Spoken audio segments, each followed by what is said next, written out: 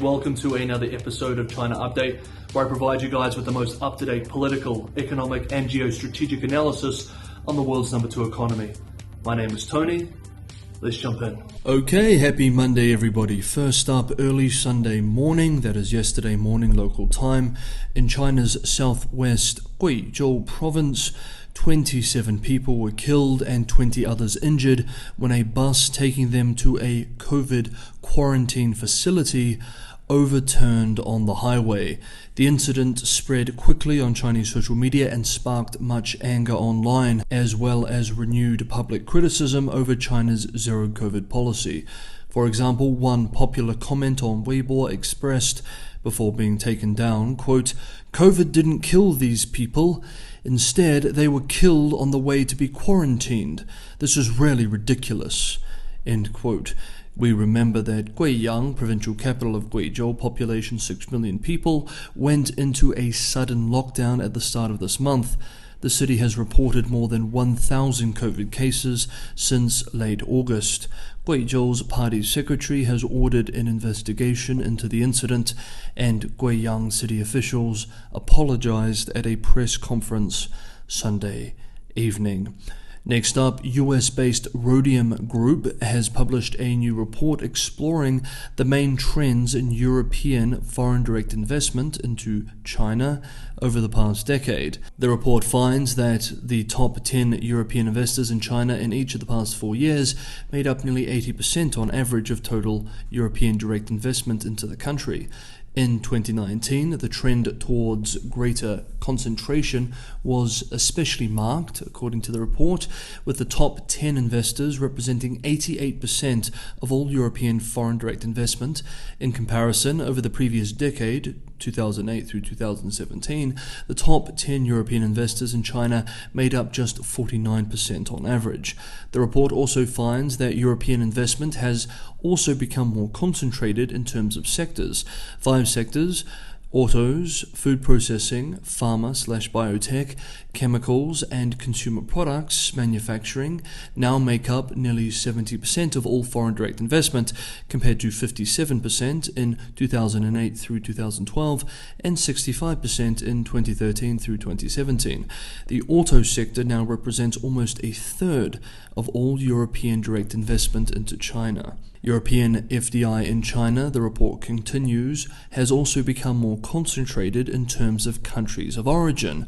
Quote, 4 countries, Germany, the Netherlands, the UK and France, made up 87% of the total investment value on average over the past 4 years, compared to 69% in the previous 10 years. End quote. With Germany ahead of the pack, making up 43% of the total. We should keep this all in mind, of course, when we follow German debate surrounding it and the EU's China policy going forward. Okay, now let's touch on our main developments, which are related to the Chinese economy. Several outlets inside and outside of China are reporting that the municipal government of tech megacity Shenzhen has established a platform to bail out cash-strapped property developers, including giants like China Evergrande Group and Kaisa Group Holdings Limited, and complete stalled local construction projects. The platform, which is reportedly owned by 4 state-owned companies, is part of a real estate bailout task force established by the local government at the beginning of the year. Domestic financial outlet Yicai writes that the platform won't directly introduce funds into incomplete projects, but will rather, quote, function as a platform that provides services such as managing funds from pre-sold homes and helping project developers communicate with financial institutions to get more loans. End quote. Some analysts have been quick to point out that given Shenzhen is in much better shape than much of the rest of the country, it may be wise to allow the city to sharply reduce its over-reliance on the property sector. Quote, rather than they try to revive it, the stronger cities and provinces should be clamping down even further in order to speed up the process of reducing their excess dependency. Obviously, this will be very painful, but the pain is inevitable and will only get worse if postponed. End quote.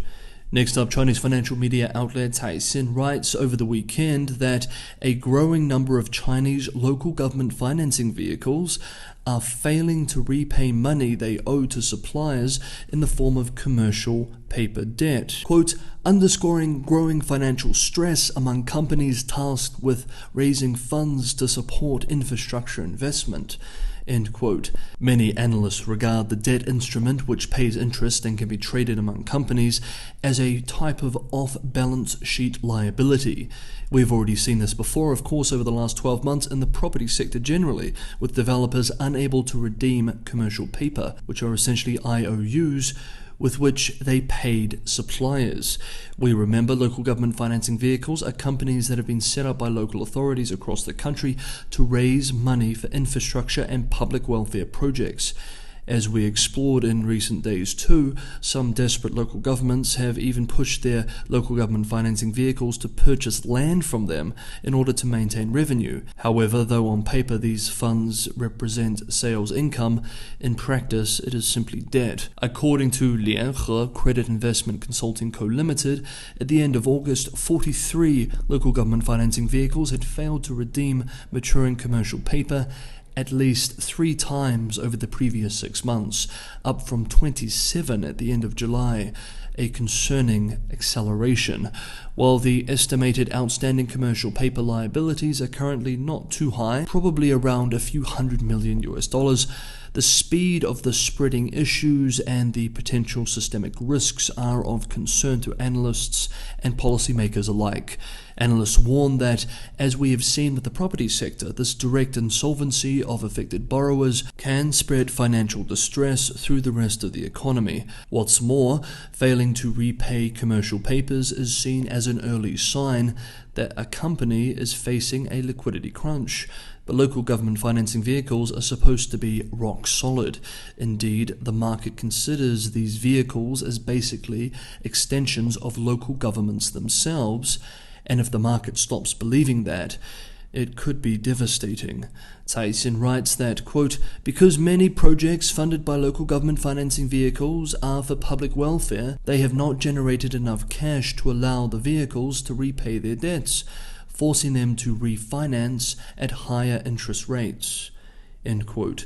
One employee with an asset management department of an insurance company, speaking to Caixin reporters, showcases just how riddled with moral hazard the sector has become too, expressing, quote, we don't look at whether the projects the local government financing vehicles are going to fund will lose money or not. We only judge whether the local government can provide sufficient support. End quote. Hey guys, if you enjoyed today's episode of China Update, don't forget to hit the like button. And for anyone who wants to go the extra mile and help me keep China Update sustainable, Patreon and Buy Me a Coffee links are in the description below. This is one of the best ways you can help me continue making these episodes for you guys. Okay, that is today's episode of China Update. Thank you so much everybody for watching. Thank you for the ongoing support, and I will see you all tomorrow.